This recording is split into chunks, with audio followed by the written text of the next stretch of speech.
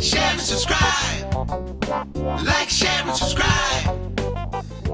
Hello everyone. Pro drum tech drummer and YouTube educator Kenny Shares coming to you fresh back from my recently postponed UK tour with Elvis Costello. A lot of us not only are at home, but so are our loved ones. They're working at home, the kids are at home, and we still need to practice and kind of want to practice to fill this time, yet we don't want our loved one to choke us. Subsequently, this is a great time to go ahead and show you some of the practice pad kits I made using the Yamaha EAD10. Here I set the settings for your Yamaha EAD10. So let's get into it and take a look at how to build this little black hole practice pad kit. All right, y'all, so the first part of the kit we're going to take a look at is the black hole on the snare drum. Now, I've got this on a Rogers Dynasonic, my new little 5-inch deep one. I absolutely love this drum. Plays great.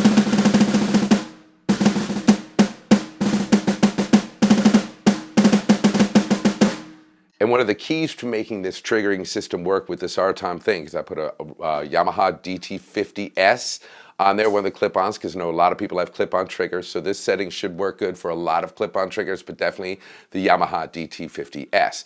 And it does, one of the things I do like about these black hole rims is that this actually clamps on there nice and easy, just like a hoop, so it sits still. And I was able to program it to the 9s. Now, one of the keys to making this trigger react the way I wanted it to was tightening up the turnbuckles on these R-Tom black holes to where you got a little bit of tension on it. It's not super tight,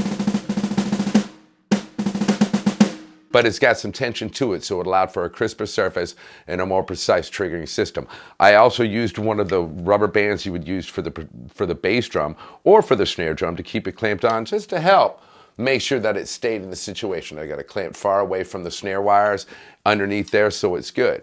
Now the details are, if you go ahead and take a look, I went into the menu and I'll take a look at some of the trigger settings right now. So we're going to enter in here and we're going to make sure that you realize on this snare trigger input mode, I actually have it separate because it's not just the snare going here, it's also this lovely Yamaha DTX pad. So I've got them split off the first trigger setting of the snare drum, or the first trigger input of the snare drum, so we can get two sounds coming through there and utilize our resources wisely.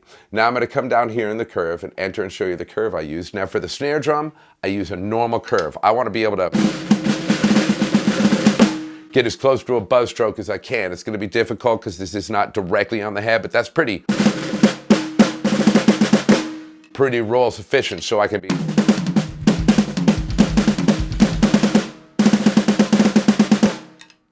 pretty specific with my snare practice, and so I could play a lot of accurate figures, no double triggering. And let's see how we went ahead and did that. So on a normal curve, we went down to, we went to our pad type. Well, it is a DT50S snare trigger. And I went down here and made sure the gain was hotter than hot, hot, hot, which is one of the pre-settings in there, but this trigger likes it hot, so I set it at 100. But I reduced the sensitivity down here to 4 to make sure it didn't take much to fire it, but any higher, and it's gonna start go ahead and being a double triggering thing. Like if we go here, you can hear the double triggering, but as I bring it down, it stops. Now, some of the other settings I manipulated in this situation is I adjusted the reject time. 21 milliseconds seemed to be perfect. That's what allowed me to get the rolls.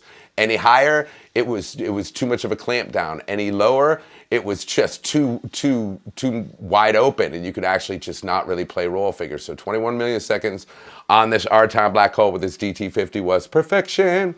And then I adjusted the levels a little bit. I made sure that the mid-level and the max levels were at a sensible range, and I made sure the velocity was at 15 because I wanted to make sure that I could still have some volume range, so it could be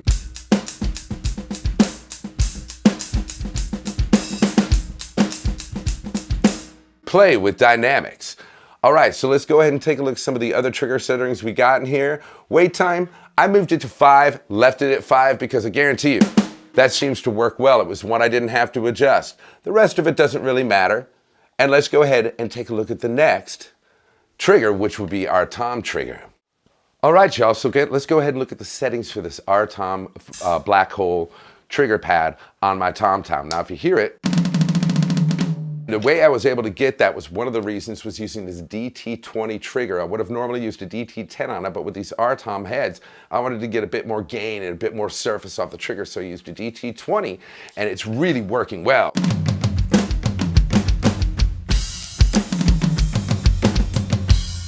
So let's look at some of the settings I used to make this tom be tom-alicious with this R-tom black hole. All right, so the curve I used on this is really simple. Loud, just like I use on my floor tom. With the toms on Yamaha triggering systems, loud seems to be the curve that works best. Let's cruise down to pad type. Now pad type, one of the things again I like about the Yamaha system, there's a preset for every kind of trigger. Reads the trigger, DT20 preset, and let's see some of the adjustments I made. Now this one, I reduced the gain down a whole lot because it's a hot trigger, and if I had it too hot, it would double trigger up. So I was able to lower the gain, but I was also able to keep the sensitivity low because again, I have this tom-tom on an ahead alloy hoop, and it's a light Questlove breakbeats tom-tom, so it bounces a little bit. And while the tone is so worth it to have this hoop on there, it sounds so much better with this alloy hoop, I wanted to make sure I had a balance for the hoop bouncing in the trigger by using a 3 sensitivity with a reject time of 20 milliseconds. By blending that with the sensitivity, that was the key to making this bad boy work, as well as keeping the minimum level low, as well as the min velocity. So it's a really supple drum that has the clamps down on it right there at the gain. So I actually use gain for that structure to close it down a little bit. Wait time and all those other things, didn't mess with them at all, because I didn't need to.